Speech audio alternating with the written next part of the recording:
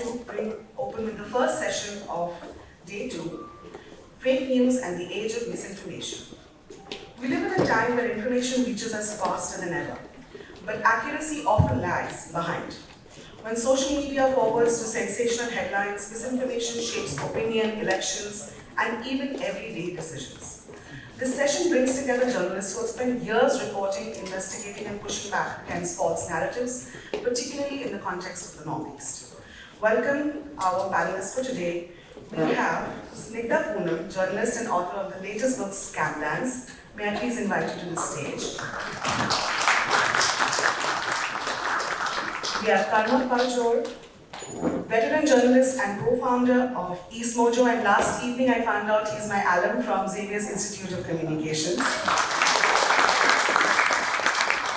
And last but not least, we have the moderator who was also the keynote speaker yesterday, Sangeeta Barooah Pisharoty, journalist, author, and the president of the Press Club of India.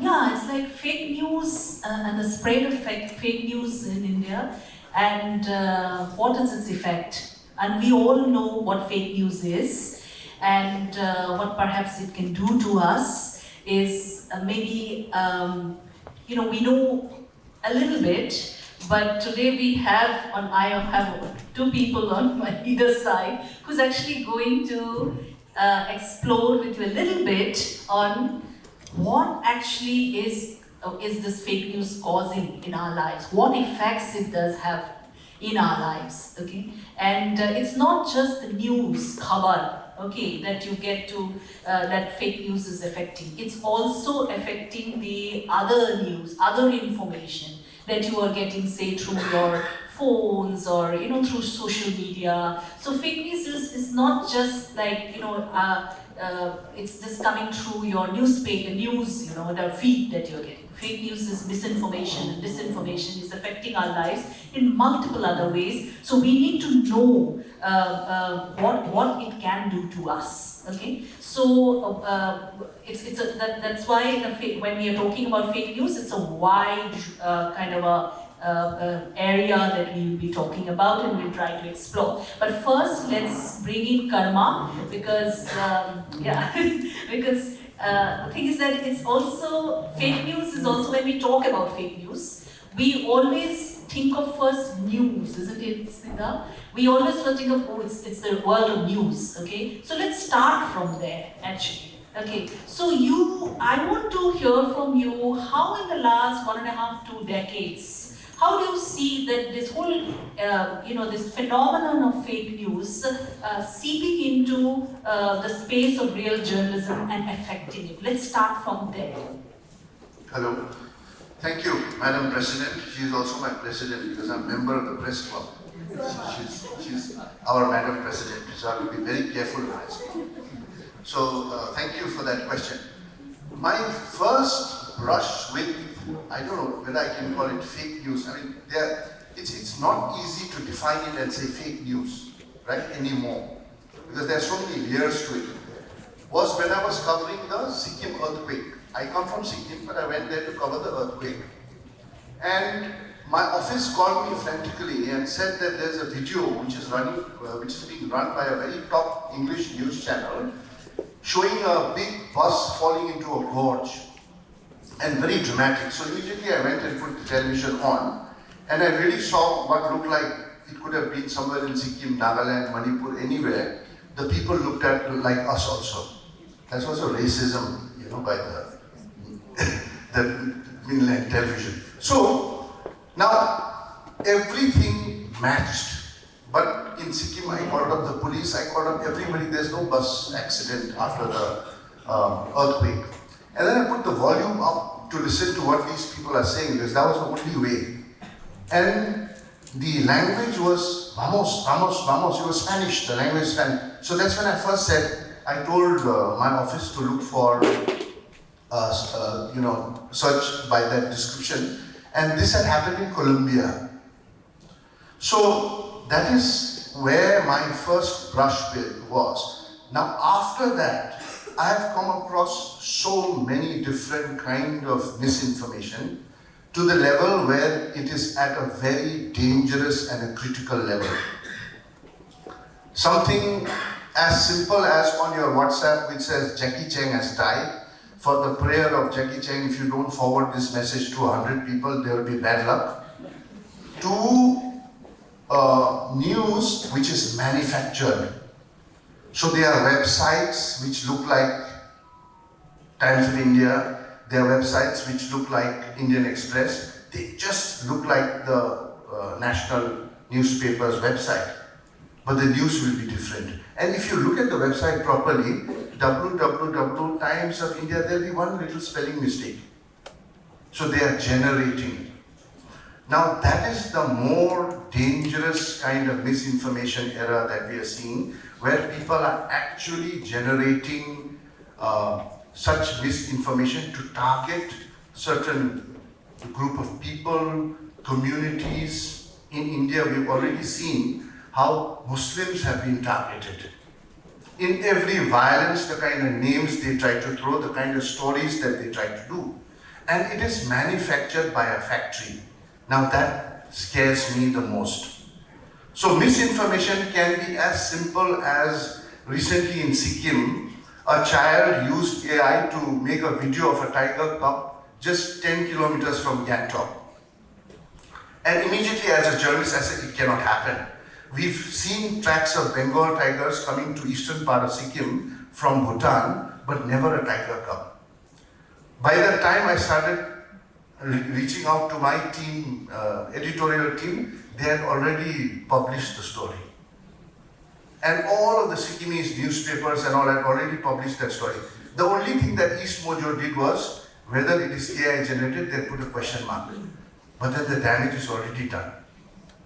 It has not harmed anyone.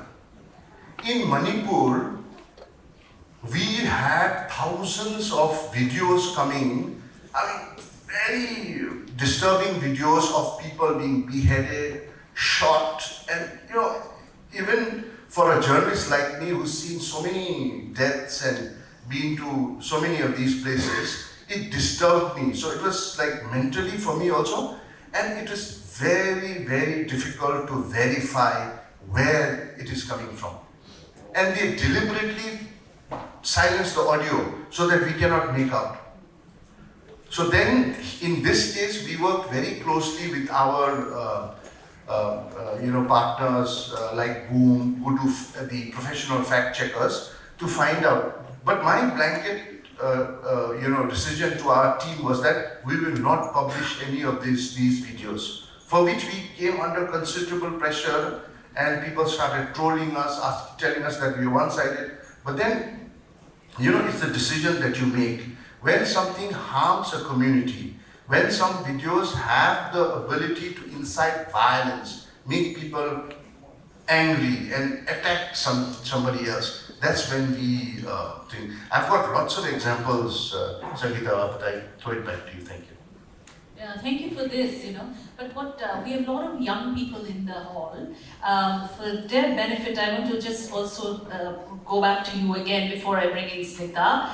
You talked about fake news. What examples that you have given is like you also mentioned about a certain factory. You said, that there's a kind of a certain section of people deliberately doing it to create trouble. Okay, so to create trouble with that misinformation. But I want to ask you one more thing, of course we look at fake news as someone with certain vested interest have been doing this to damage, our social fabric and all that. You talked about Manipur, you talked about Sikkim and all of that. But I want to take you to Operation Sindoor.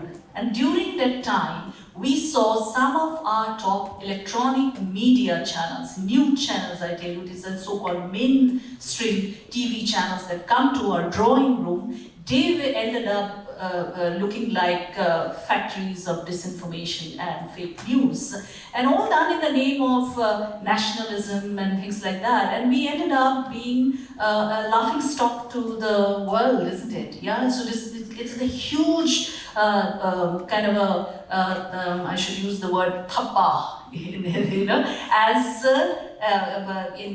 a bad name to Indian journalism. So at this time, when these kind of information are as packaged as news, real news, is coming to our houses, coming to our drawing rooms, to our bedrooms, then obviously the viewers are confused. So what is your suggestion to people? What should they actually look out for? How should they keep their head above, and in also finding real news, separating real news from fake news, even if it is coming from channeling through platforms that we actually look as perhaps doing journalism. Well, because I'm asking this question because there are a lot of young people here in the hall. How should they look for journalism? Should they not go looking for real stories then? Because if journalism is dead in a country which is democracy, which we are, mind you, we are the world's largest democracy, and journalism is also information that is coming to people, okay? It's a huge tool. So if that tool is also being, the fake news is now seeping into what we are looking at, these platforms, what is your suggestion to the young people? Madam President, number one, I don't watch television anymore. So that's the first filter I do, because it's not safe to watch television. It's very unhealthy and you might fall sick also. So my advice to all of you is don't watch, especially the news television. When people start shouting, you need to put the television channel off. The second thing I do these days consciously is look for independent, news outlets. You have a lot of independent news outlets.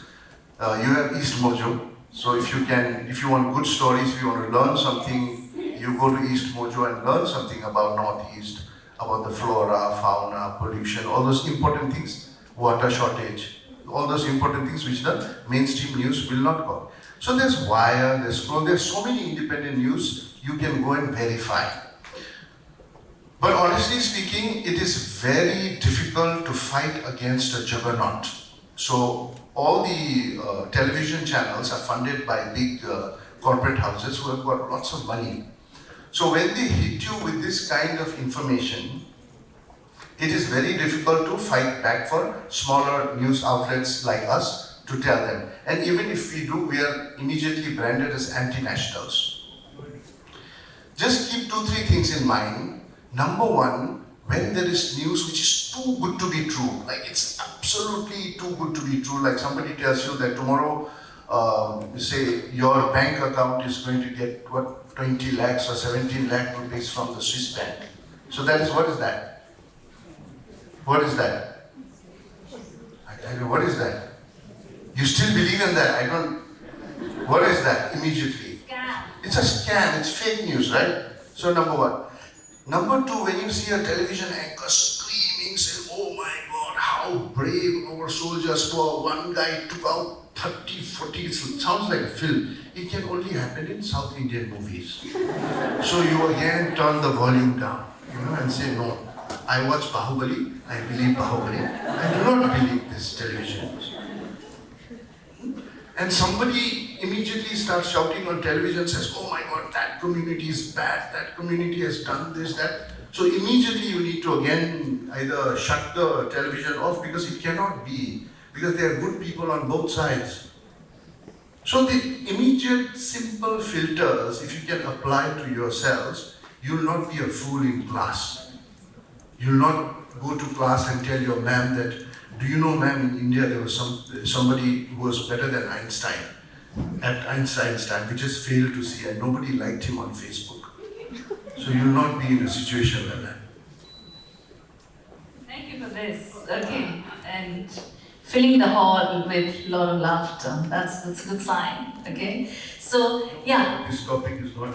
Yeah, not at all to be laughed at. Yeah, it is something, because that's when I bring in Snigdha. Okay, that's when you really understand what is this fake news and all of that. You may just think that, oh, I'll not fall for this. Okay, because I know I have a head above my shoulders. I'm going to keep myself above it. Okay, so but at some point or the other, we all become victim of it. But that's where I want to bring in Snigdha.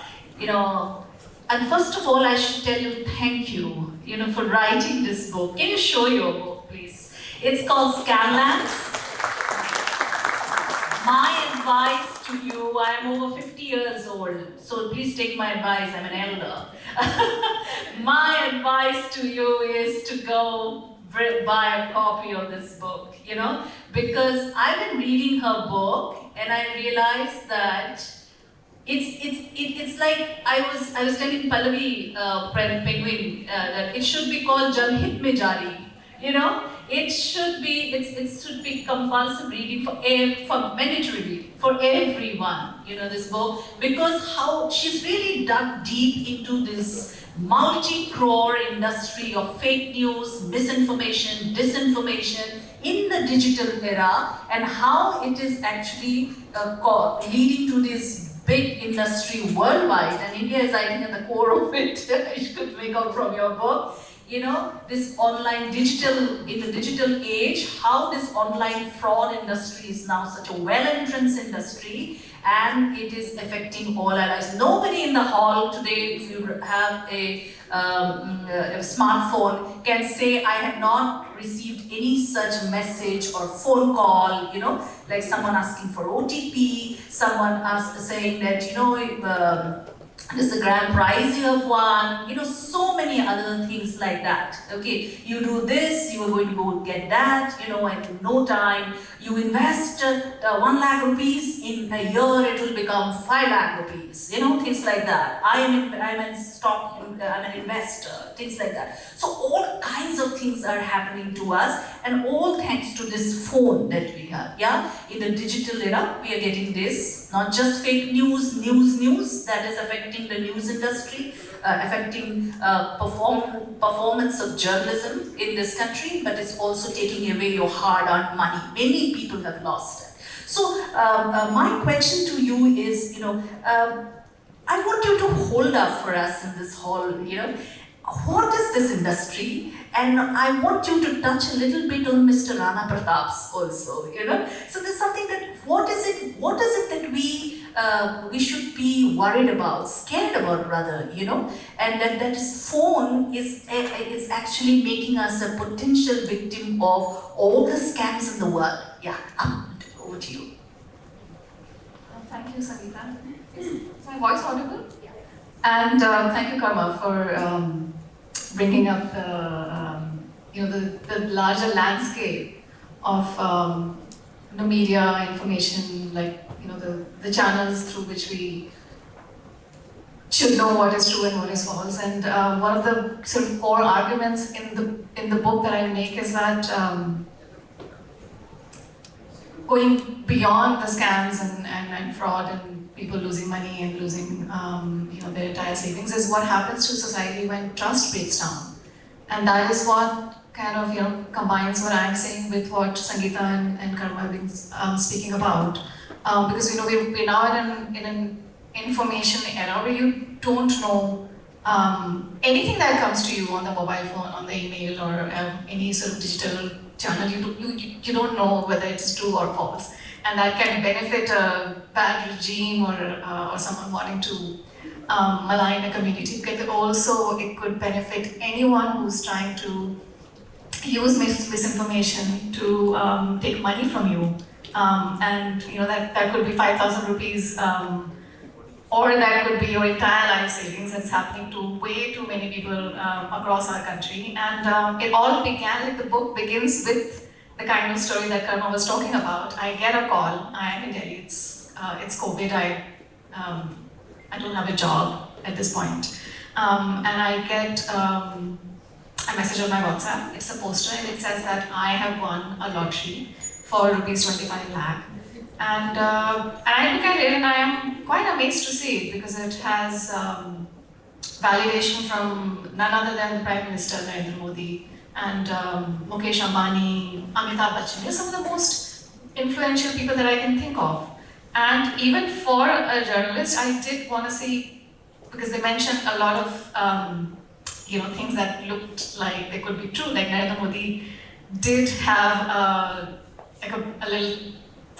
a scheme a little while ago, I'm talking 2020, where money went out from the government's fund to the bank accounts of people who were being awarded for digital adoption.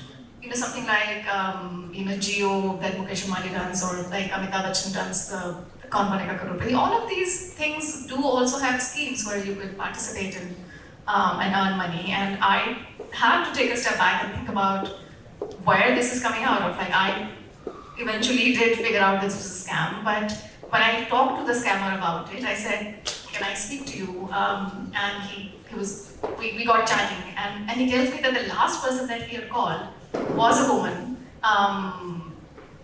Delhi-based, urban, settled, sophisticated, and yet she fell for the scam. She had paid rupees 10 lakh, and he was quite amazed that, and he was like, he's very sort of high rate of success. He was saying, in a good month, I'm able to make at least 1 crore, 1 crore just from these lottery scams. And he's a school dropout, and he lives with his family in Delhi, and he's calling the thing that he does as a company. And he's saying that, you can join my company if you don't have a job. I will pay you rupees 45,000 a month. And to get back to the larger thing that we're discussing, and all of this becomes possible because it, like all the the digital scams, begin with false information, whether it's like a fake lottery scheme or someone's trying to impersonate someone, then because from this point onward, I go into this underworld of scams and fraud. I meet various kinds of people, communities, whole regions where they only sort of hook up these schemes. And all of them know that in order to convince us, they will have to tell lies convincingly. So they will impersonate something like even RBI, they will impersonate the Prime Minister, they will impersonate your local sort of tax authorities. They will have, they were creating in the remotest villages of in India, in Jharkhand where I'm from, but also in the east, in Assam, they were creating fake links for your tax authorities, your transport authorities, and each of these kind of starts off a scam that will go out. These scam calls will go out to everyone across the country. So it all comes back to the point of trust and what we can trust, and who then it then leaves us to just raise our levels of awareness, and that's where the larger sort of it's up to us to just like being able to tell, being able to just pay very close attention. So that's why I feel like, it's an essential reading your book. When I was just reading it, I said, my God, this had come to me, that had come to me, Like when I was contesting the Press Club of India elections, not this year, when I was contesting for the Vice President last year, and on that voting day, I get a sudden, multiple phone calls are coming. I said, this is like, I'm very, very busy. And then I happen to pick up the phone, and there's one guy saying, I'm calling from NIA, and you've been sending a lot of messages, WhatsApp messages. Of course, I was seeking vote. So you're sending a lot of these messages, but that goes against the law, and now we'll have to act against you. And so you need to do this. So I said, then I was 100% sure that this guy didn't know I was a journalist. Okay, so I said, well, this is such an interesting news, and I said, I want to do a story, I'm a journalist. It just cut the phone. So these are things why we need to discuss these things is also very important, that we know this is awareness, okay? Awareness. And I want to just go back to you again to talk to our people a little bit about Jamtara. Many of you may know what Jamtara is, but many may not. Okay, because why we need to talk about Jamtara is actually the online fraud that we see in the cyber world having a physical manifestation. How is it the two worlds are linked? Okay, and you from Jharkhand, from that area, what did you see there? Can you just tell? And Sangeeta, that remains one of the most dazzling story that I've ever walked into, but also scary. This is the youngest audience that I've ever spoken to about the book, and I'm kind of really glad of it because mostly I'm talking to people who are falling victim to scams. So each session becomes then about them telling me. But this is really nice that I get to speak to you all, so you know what dangers you'll be stepping into when you. The more and more you become digital consumers. So Jamtara is obviously a big region in India, and earlier when I used to tell people that I'm from Jharkhand, they didn't know where it was. They didn't even know the capital, Karachi. And I would tell people when I was in college I was from Karachi, and they would say, "Oh, is it Karachi? Are you from Karachi?" But today, if I mention Jamtara, every single person knows. Where Jamtara is. I argue in the book that receiving a scam call from Jamtara, leave alone being scammed by a person named Jamtara, is now an experience that ties us together as Indians, and very few things do. Right? So I think it's amazing what, as a phenomenon, it was really amazing to observe and write about. How essentially it works is that in dozens and dozens of villages across the region, young people start getting into scams before they've even finished school. So one of my main sort of characters in the book is someone Jitu, who started at age 14 when he was still in school. He started getting trained by the older students in the school, at his school, into scamming. So everything starting from how to get the phone numbers that they are dialing, what to say on the phone, even like something like when they're saying to us, "You've got a cashback," or "You won a lottery," they always mention the number. And even that takes so much planning and manipulation, and just polishing their skills. And so he'd be like, I often tell people that you won 4,999 as a prize, as a cashback. Google's paying you, Google Pay is paying you this, or some other wallet is paying you this, and they have to. This is like it's a 15-minute script.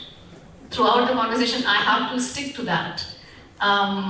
So it was at that level of planning, and maybe now we think, the scams that they began with something like those KYC scams where they used to call us and they used to say that your ATMs are going to stop working, and at some point they reach point in their journey where so many of us become aware of the scam that it'll stop working. They can see that coming, and before you hit that point, they'll start cooking up something else. And so each digital, each step in our digital journey, first we were only using ATM, then we were using online banking, then online commerce, like all the Amazon things came out, then digital wallets, and even cryptocurrency. So Jitu was telling me that each step in our digital journey, things that made things convenient for us, even things that made it nice made it easy for us to pass time on the phone, all these big sort of Teen Patti apps, your little games that you play on the phone. For each of these things, they have a scam. So just using any kind of, if anything is making your life easy, it's making their work easier. So like he would say, even the passwords that you set are mostly to make you remember it, but we know what it's easy for you to remember. So it becomes easier for us to then guess those passwords. So it's like really kind of ingenuity and imagination at a level that I did not imagine before going in. Actually, that's when you realize that the net that had been created. You talked about that's a very important point when you are saying that the digital world, we look at it as making our world easier, my life easier, but it's actually also contributing to the expansion and growth of this fake industry, okay, which is actually robbing you of money, your hard-earned money. Okay, so you talked about this whole digital India is also have a role to play, in the expansion of this industry. But another thing you pointed out before I go back to karma is somewhere what I found it so interesting. You talked about in the book that what is it, the one factor that they strike at, which is actually the greed, isn't it? It's also that human greed. When you look at, so somebody tells you that you give this much, and tomorrow it becomes this much. We are all in search of that golden egg, and if we get to see that, and this is coming, we somehow tend to fall, isn't it? And so I found that so relevant for this discussion as well, because I think everybody will be able to identify this. I want you to dwell on it a little bit.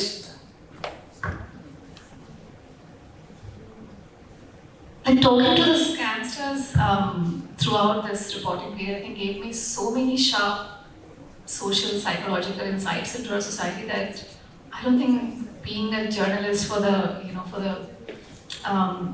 many years until that point had given me. And one of those things was just why we fall for these scams. We keep thinking, why are people giving them money? Because scamsters will keep saying, we did not rob them, we did not steal from them, they gave us their OTPs. They fell for it. They went along. And one of them tells me very early on, it's in Hindi, but I'll translate, Aadmi lalchi hota hai. Humans are essentially greedy. And this is an overstatement, I agree, but he was touching on something here. And whether it's a lottery scheme where I'm being promised rupees 25 lakh, or if it is someone in a call center in Delhi calling up a foreigner, someone somewhere in the US, somewhere in the UK, Australia, which is a huge market for them now, my sources in this scam world, and they would be easily trying to target them for $1 million, and it's very easy for them.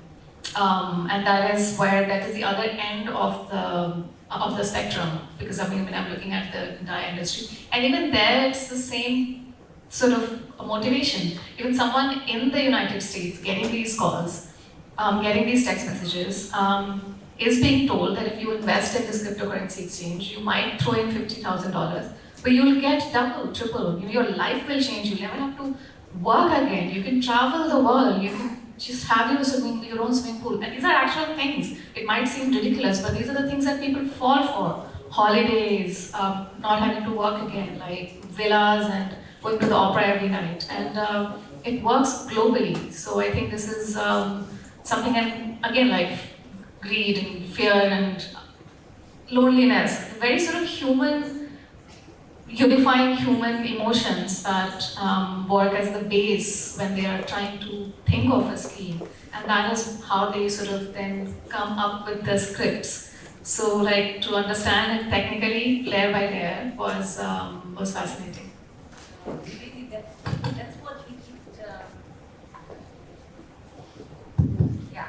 So understanding that is so important, that they know the human psyche. They just want to use that part of which is actually, I think, it's not so conscious part too, isn't it? It's the unconscious part that, I think, by inherent the thing that is there, that they affect. So it's like quite a lot of thinking has gone behind creating this grand industry across the world. And just given this example of Bitcoin, she brings in so many examples, like first-hand interviews of people from across the world, just to show us that what is the spear that of this industry, and how deep it has gone in. So it's extremely interesting for me also that you pointed out during COVID you got that phone call, and COVID was the time a lot of people have lost their jobs and didn't know what was going on. So it was the ideal time for them to strike, So, and today also, countrywide, when we see the employment rate in inflation and so much is happening, people are, we are all in a flux, because we're not able to earn money. Many jobs are going even to AI and even in my industry that's happening, So we are more and more becoming a riper society for this industry to strike on. So that's why this conversation is so important, so vital. I'm so glad to see so many young people in the crowd. It's because you all have to be personally aware about it. So I'm going to bring Karma here again, because it was an unfinished conversation with him. I want to go back to the journalism and fake news, its effect on journalism. So it's like what kind of drill do you follow at Ismojo? You mentioned a little bit. Is there any particular thing that is like standard thing that you follow? How to filter out fake news? Because why I'm asking this is, so now the government has also formed a department. The central government has formed a department saying it is to filter out fake news. It is to flag fake news. Okay, but what we are seeing is that certain things, even stories that are not helping the government, questioning the government, they're also putting it in that bracket, and then you tend to doubt the department. And also particularly when Operation Sindoor happened, and many things that didn't happen were also sent out from news television channels as real news, were never questioned. So you tend to doubt that department here, because I need to mention this because some people may think that that's a real government is setting up a mechanism to control fake news, but that's not what we see. So it is at an individual level. So what are you doing, in your newsroom? If you can just throw a little light on that and give us an idea. So you talked about the NIA call. I also got a call from the NIA. Some inspector called me saying, I'm DSP, I'm DSP so and so from the National Investigating Agency. Now, National Investigation Agency, if you don't know, is a very serious one because they investigate terrorist acts and all. So I said, I'm also inspector from CBI. So you may be senior to me, but I am also CBI. So he said, no, I'm really DSP of NIA. I said, no, I'm really inspector from CBI. So I said, you come to my office. If you are NIA, you'll find my office. You come to my office, I'll meet you. And next day, actually, 3-4 people from NIA came to my office. So they were real. So that's the first thing I do. And they were investigating something in Manipur, so they wanted our help with the video, and also they had come. So that's the first thing I do. You come to me, come to my office. We have to see it. Second thing I do is, whenever we get a news like that, I send somebody. So if my correspondent Medolino is in Kohima, I tell Medo, go to that place and see if it's actually there or not. If we are not there, we call up somebody we trust in, say, in Ravanla, in Sikkim, or somebody we really trust, and we ask that person to go and see. And that's very important. So in this urgency to send out news first, you then get into the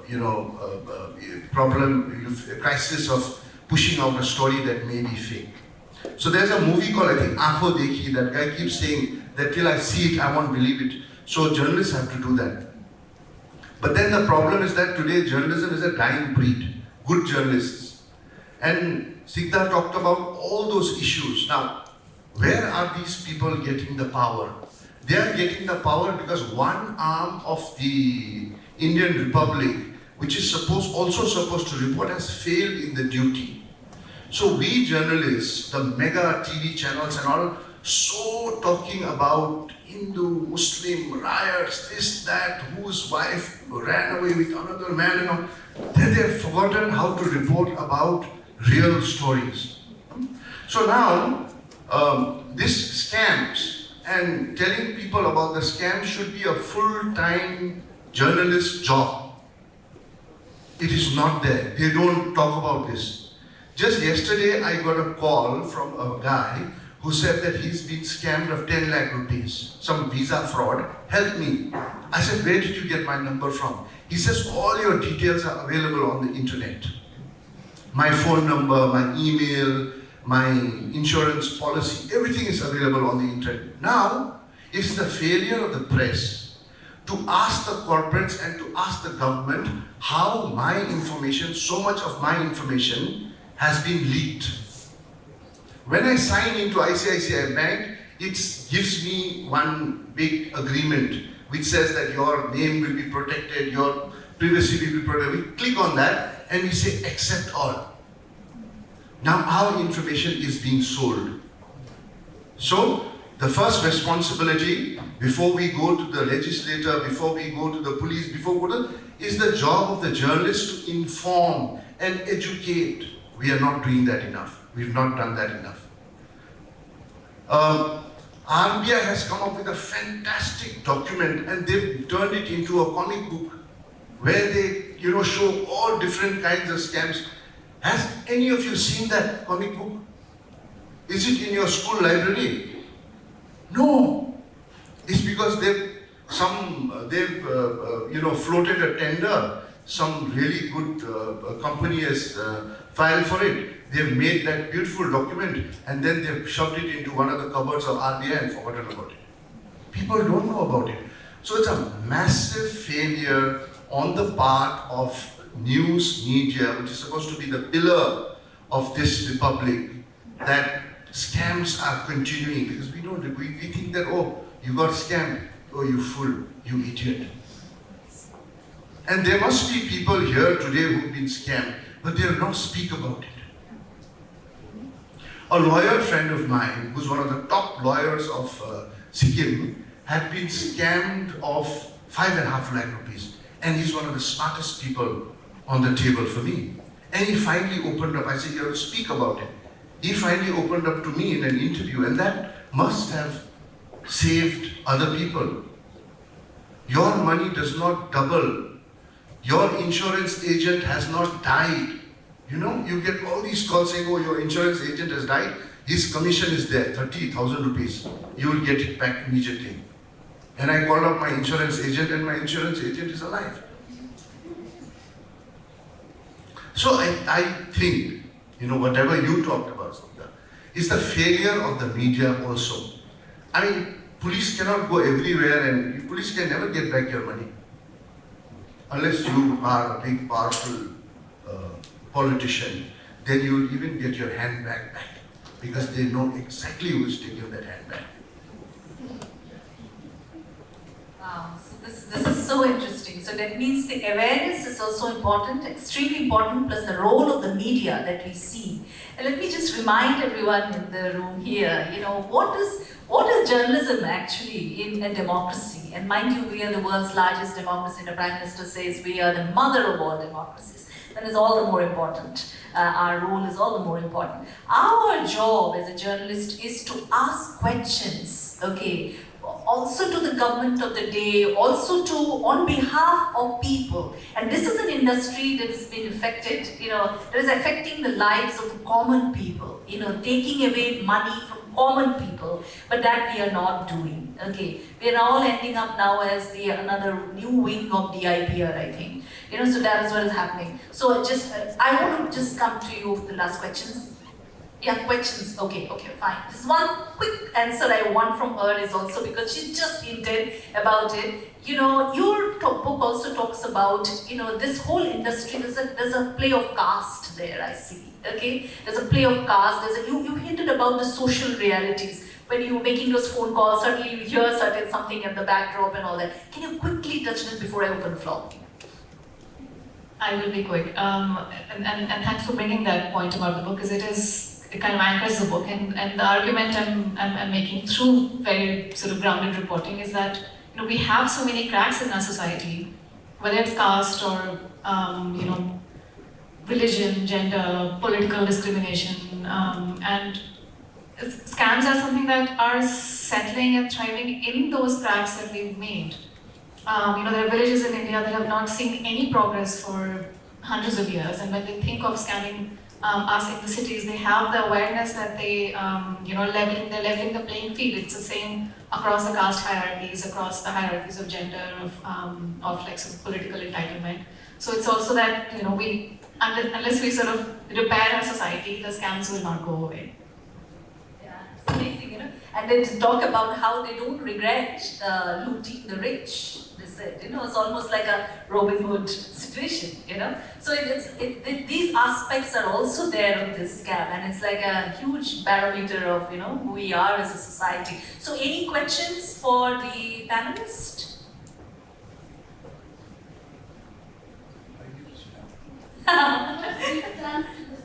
Yes. Students, anyone has any question? Anything on, any doubt you want to clear? Maybe anything about journalism. Yeah, anything about all three of us are journalists here. Were you busy with your phones? Yes. Since all the panelists are from news world, they say, Mr. Karma has pointed out that there's a layer regarding this fake news and misinformation. It's not exactly related, but as a journalist, sometimes this fake news, I think there's a thin line between fake news and biased news. So as a journalist, how do you maintain your ethical boundary? Lovely question. So, I don't know. I have to think about it. Fake news and bias. Now, when is fake news, which is completely fake, you say that Karma Paljor has got 50, let me make it like, let me make me really rich, 50 crore rupees in his bank account. It's completely fake. I think I have 12,000 or something like that in my bank. That's completely fake. But when you do a story saying that Karma Paljor is affiliated with so-and-so politician and he has got links. Last time he went with so-and-so chief minister to visit this place and he was hosted by certain ministers and all. Hence, his net worth might be more. Now, that is not factually incorrect. I may have gone somewhere to cover some news with certain politicians, but that doesn't mean that I am directly getting, getting monetary help or monetary gain from that visit. So that may come out as biased news. I don't know. I know I have better examples, but I'm sorry. It's just my brain is fogged. Because you asked such a good question. I'll let the audience have Yeah, so quickly, about just one line from her I want to know, because people would want to leave this hall asking, what is it that I can do, which is in my power, to protect myself from possible scamming? Can you just do that? Just, I think it's an advice that also applies to so many other spheres of our life. Just focus, and if you're getting a call, if you're getting a message, as with Karma said, ask them to show up, ask them to verify their affiliations, like demand to see what they can sort of produce to validate themselves. Okay, thank you. But that itself is not a foolproof, that you're protected. But yes, somewhat can protect you. Yeah. So whenever you get these things and all, just see, when you get a website which looks like cbi.gov.in, just look at that website very carefully. There will be one spelling mistake. When you're getting a letter from Richard Gere saying, come for a holiday with me to the US, that Richard Gere's address, there will be something wrong. And maybe, picture he'll also be younger. He's quite old now. So all these things you have seen. There's little things, even in the thing, and phone numbers. The registered phone numbers of companies you see, it will be some other phone number. It will be that toll-free number. And you can immediately go to ICICI.com and see the toll-free numbers. So there are little things that you can see, so that right now, you have to see that most of you have to see that your parents are not scammed. I think you guys don't have enough money in the bank like me to be scammed. So you have to go home and tell your parents.